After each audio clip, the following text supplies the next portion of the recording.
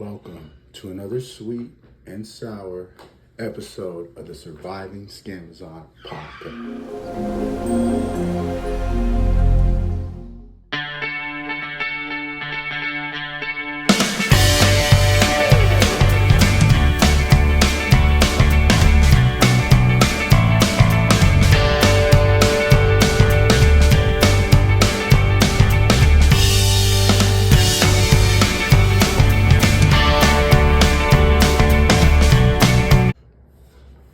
So in this video, it's a bit of a follow-up to the first video where I explain more about myself and why I originally started working for Amazon.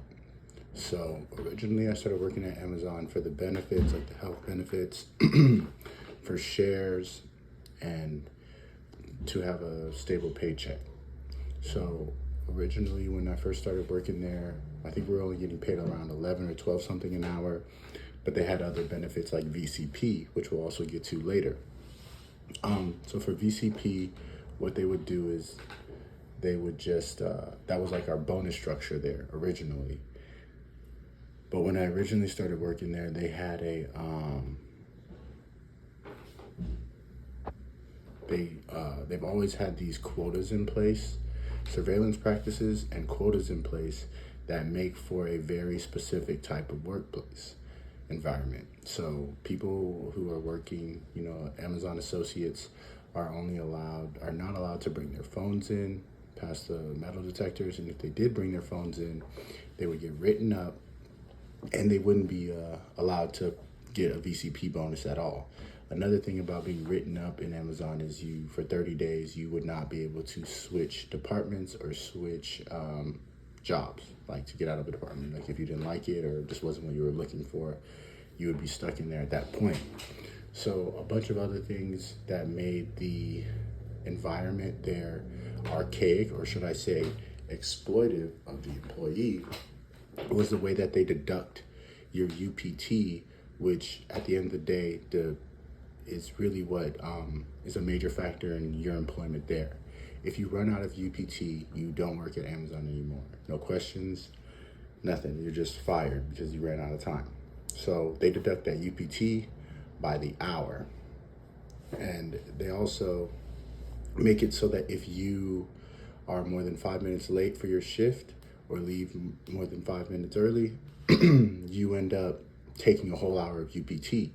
But in order to fix this time, you could use your paid time off or your PTO to fix it. So instead of using your time to get off of work early, you'd have to use it you'd have to use it because you came in 15 minutes late or something. So you would chip away at your own personal time just to fix the unpaid time issue that you had. So that was a very big thing that was always like kind of odd, but you really can't even add all these factors up together as an employee while working there because you're rushing around so much to make sure you hit goals like rate, productivity rates, time off task, or what they call it now, idle time. You would never really have enough time to sit down and realize that you were actually using your vacation time or your paid time off in order to stay at work essentially. So with the VCP, it was different for different departments. If you didn't meet your goals or got written up, you would not be allowed to get this bonus. So for certain people who weren't being labor tracked, like on the ship dock or in other departments. All right, this segment of the podcast, I'm gonna be breaking down timing and UPT at Amazon. So firstly, UPT stands for unpaid time, which is very vital when working there as an associate. When you run out of UPT, that's time up for you, meaning you're done at Amazon. You've just been promoted to customer, which is a joke we use to say that you've been fired. So usually we're only getting about 80 hours UPT a year, and it's released quarterly. So every 3 or 4 months, they give you 20 hours, and you also get paid time off and vacation time. Now, the way this is broken down is the vacation time, you have to use it 24 hours in advance, and they can still say no, that it's being denied and that you're not getting the time. In which case, if you still choose to be off, they're gonna take it from your UPT.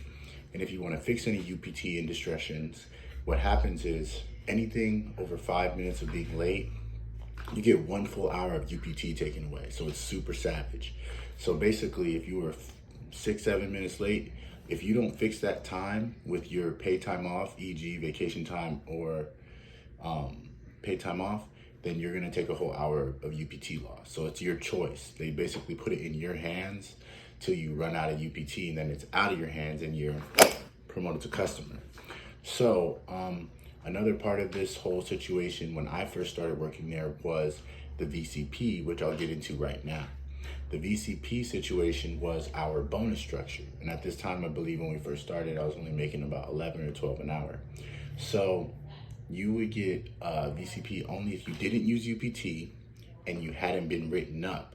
Now, if you bring your phone anywhere past the metal detectors at an Amazon facility, you would automatically be written up. When you get written up at Amazon, you are now barred from switching departments and getting your VCP for that month. But in other departments where you aren't as heavily labor tracked or being surveilled, which is a whole nother big situation, you would have a higher likelihood of getting your full VCP bonus. Now, eventually, they did away with VCP in order to bring everyone up to 15 an hour, which is very good and bad, or would I say sweet and sour. So it's sweet because if you hadn't been working there, you just got a job making 15 an hour and you're none the wiser. But if you had been working there for years before, you're now being moved up to 15 along with everybody that's a new hire. And some people dislike that because they feel like they've earned their stripes. Hey, it's either way you look at it.